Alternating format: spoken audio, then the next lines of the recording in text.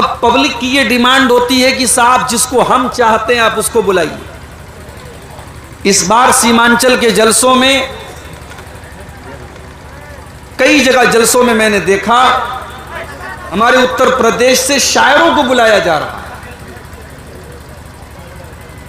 ابھی کل ایک پروگرام میں تھا میں، وہاں عدنان پرتاپ گڑھی ایک بچہ ہے اس کو بلایا گیا تھا.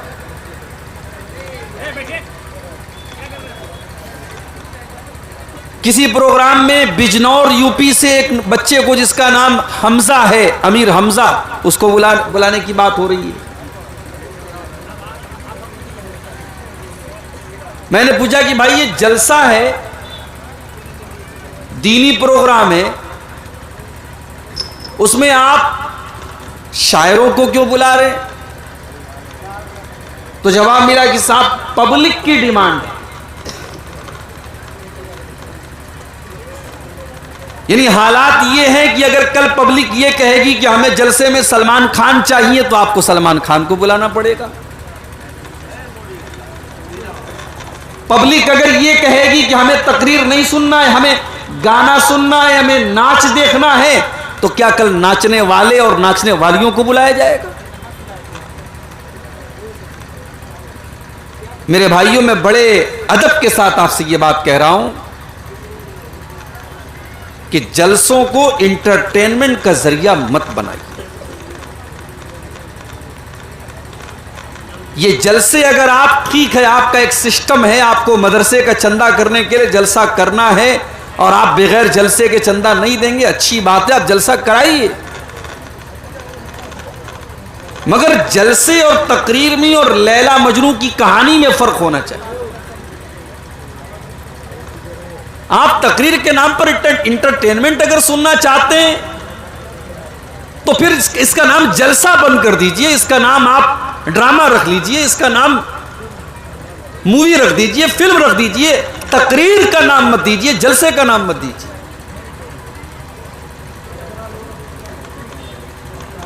اللہ کے پیارے نبی جب تقریریں کیا کرتے تھے، آپ کی تقریروں میں نہ تو چٹکلے ہوتے تھے، نہ تو لطیفے ہوتے تھے، نہ ہنسی مذاق ہوتا تھا، نہ کہانی قصے ہوتے تھے. حضرت ارباز بن ساریہ رضی اللہ تعالیٰ عنہ حدیث کے راوی ہیں، کہتے ہیں کہ اللہ کے نبی نے خطبہ دیا، تقریر کیا، آپ نے لیکچر دیا. آپ کی بنگلہ زبان میں کہہ دو وقتوی دیا، کتھا بولی آپ نے. کیسا خطبہ آپ نے دیا؟ فرمایا فوعظنا موعظۃ بلیغا. آپ نے ایسا خطبہ دیا، ایسی تقریر کی جو دل کو چھو جانے والی تھی. وجلت منها القلوب. اس تقریر کو سن کر کے ہمارے دل کانپ گئے. وذرفت من العیون. ہماری آنکھوں سے آنسو بہنے لگے. ہم نے کہا اللہ کے نبی، آج آپ کی تقریر سن کر کے ہم کو ایسا لگ رہا ہے کہ آج آپ کی الوداعی تقریر ہے، آج آپ کی آخری تقریر ہے، آج آپ کی یہ انتم اور آخری تقریر ہے. اے اللہ کے نبی، آج اس موقع پر آپ ہم کو کچھ نصیحتیں کر دیجئے، کچھ سمجھا دیجئے، کچھ باتیں بتا دیجئے. اللہ کے پیارے نبی نے فرمایا، او لوگو اوصیکم بتقوی اللہ والسمع والطاعۃ. میں تم کو سب سے پہلے اس بات کی وصیت کر رہا ہوں کہ تم اللہ سے ڈرتے رہنا، تم اللہ سے ڈرتے رہنا اور اپنے امیر کی تم اطاعت کرنا. جس کو تمہارا امیر بنا دیا جائے، جس کو تمہارا سردار بنا دیا جائے، جس کو تمہارا امام بنا دیا جائے، تم اس کی اطاعت کرتے رہنا، اپنے امیر کی تم بات ماننا.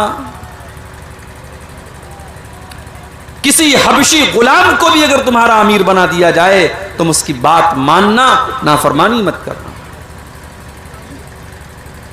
وَمَن يَعِشْ مِنكُم بَعْدِي فَسَيَرَى اخْتِلَافًا كَثِيرًا. اور اگر تم میرے بعد زندہ رہو گے تو بہت اختلاف دیکھو گے. فَعَلَيْكُمْ بِسُنَّتِي وَسُنَّتِ الْخُلَفَاءِ الرَّاشِدِينَ. تو تم میری سنت کے اوپر عمل کرتے رہنا. اب یہ دیکھیے، یہ مائک بیچارہ جو ہے یہ چینل والوں کی مہربانی سے بار بار رکوع میں چلا جا رہا ہے. اب آپ کیا کریں گے اس کو؟ نہیں کچھ مت کیجیے، چھوڑ دیجیے. ان چینل والوں کا ایک ہی کام ہے کہ صاحب تقریر ریکارڈ کریں گے اور پھر اس تقریر میں عبد الغفار صاحب نے کوئی مرچ مسالہ اگر لگا دیا تو بڑی اچھی بات ہے، ورنہ باقی کا مرچ مسالہ یہ لگا دیں گے.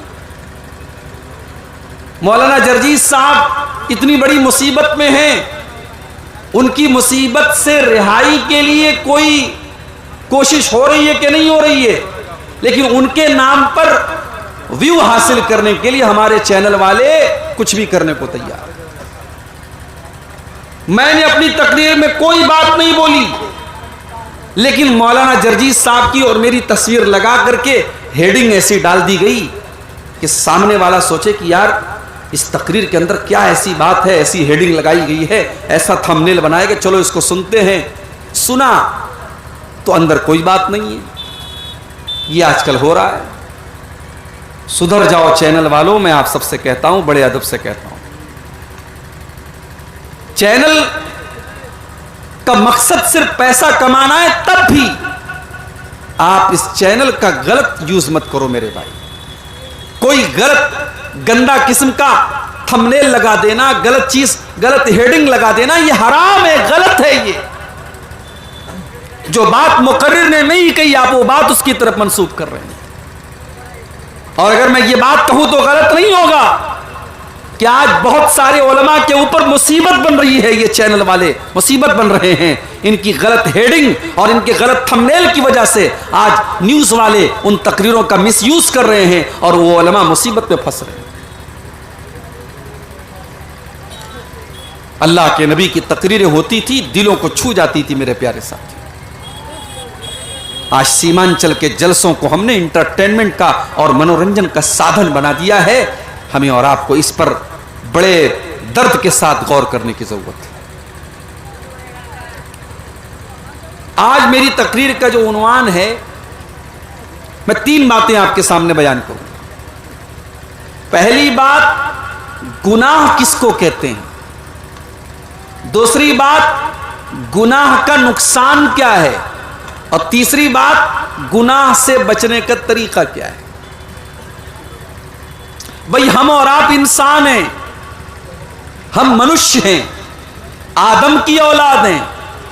ہم معصوم نہیں ہیں، ہم سے گناہ ہوتا ہے، ہم سے غلطی ہوتی ہے. اللہ نے انسان کو ایسا نہیں بنایا کہ انسان سے غلطی نہ ہوتی ہو. ہاں، فرشتے ایسے ہیں کہ فرشتوں سے غلطی نہیں ہوتی.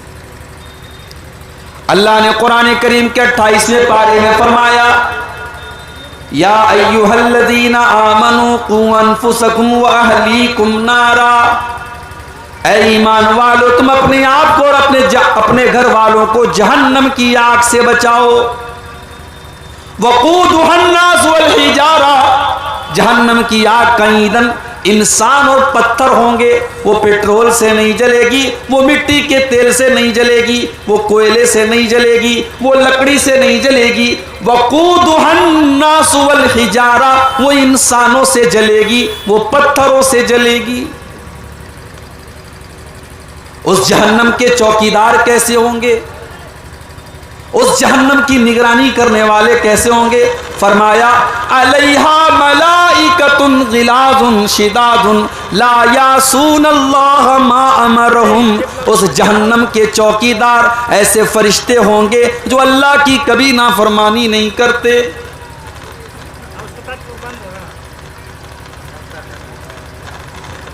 فرشتے اللہ کی نافرمانی نہیں کرتے، فرشتے گناہ نہیں کرتے.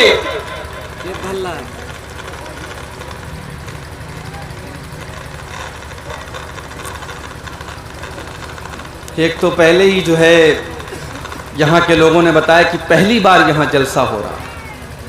اب ظاہر ہے پہلی بار جب کوئی کام ہوتا ہے تو بہت ساری بھول چوک بھی ہوتی ہے، بہت ساری کمی بھی ہوتی ہے. اللہ معاف کرے اور ہم سب کو اپنی کمیوں کو سدھارنے کی توفیق دے. لیکن میرے بھائیوں، آپ غور کیجئے کہ اللہ تبارک و تعالیٰ نے ہمیں اور آپ کو انسان بنایا. انسان بنایا، اپنی ساری مخلوقات میں سب سے خوبصورت اللہ تبارک و تعالیٰ نے ہمیں اور آپ کو بنایا. انسان سے خوبصورت کوئی مخلوق نہیں ہے. والتین والزیتون وطور سینین وہذا البلد الامین لقد خلقنا الانسان فی احسن تقویم. اے انسان، ہم نے تجھ کو سب سے خوبصورت بنایا، سب سے سندر بنایا، سب سے پیارا بنایا. تجھ سے پیارا ہم نے کسی اور مخلوق کو نہیں بنایا. یا ایھا الانسان ما غرک بربک الکریم الذی خلقک فسواک فعدلک فی ای صورت ما شاء رکبک. اے انسان، تو اپنے پروردگار کو کیسے بھول گیا، تو اپنے رب کو کیسے بھول گیا جس اللہ نے تجھے اتنا پیارا انسان بنایا، تجھے جیتا جاگتا انسان بنایا، تیری خوبصورت شکل بنائی، تیرے دو کان بنائے، تیری دو آنکھیں بنائی، تیرا خوبصورت چہرہ بنایا. جب تو ماں کے پیٹ سے پیدا ہوا اللہ نے تیرے شریر کو سڈول بنایا، تیرے شریر کے اندر کوئی کمی نہیں رکھی. اللہ نے ہمیں اور آپ کو انسان بنایا. اب جب ہم انسان ہیں، ہم آدم کی اولاد ہیں، تو ہم سے غلطی بھی ہوتی ہے، ہم سے گناہ بھی ہوتا ہے. اس لیے کہ ہمارے باپ آدم سے بھی غلطی ہوئی تھی. جب اللہ تعالیٰ نے آدم علیہ السلام کو بنایا اور حضرت آدم اور حوا سے کہا کہ تم دونوں جنت میں رہنا اور جو چاہے کھا لینا، جو چاہے تم پی لینا، لیکن اللہ تعالیٰ نے ایک درخت کو خاص کر دیا، ایک پیڑ کو خاص کر دیا کہ تم اس پیڑ کے قریب نہ جانا، اس درخت کے قریب تم نہ جانا. لا تقربا هذه الشجرہ.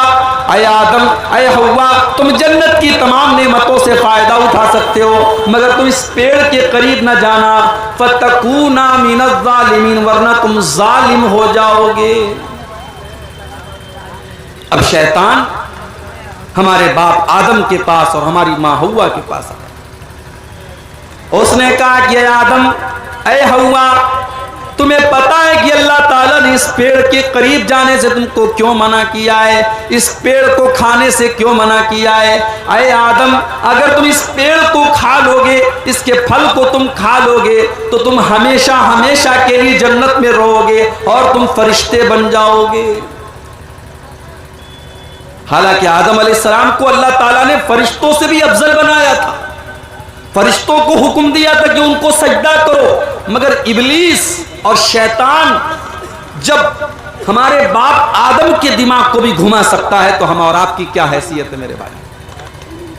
اس نے کہا ہے آدم، اس پیڑ کو تم کھا لو، ہمیشہ تم جنت میں رہو گے اور تم فرشتے بن جاؤ گے.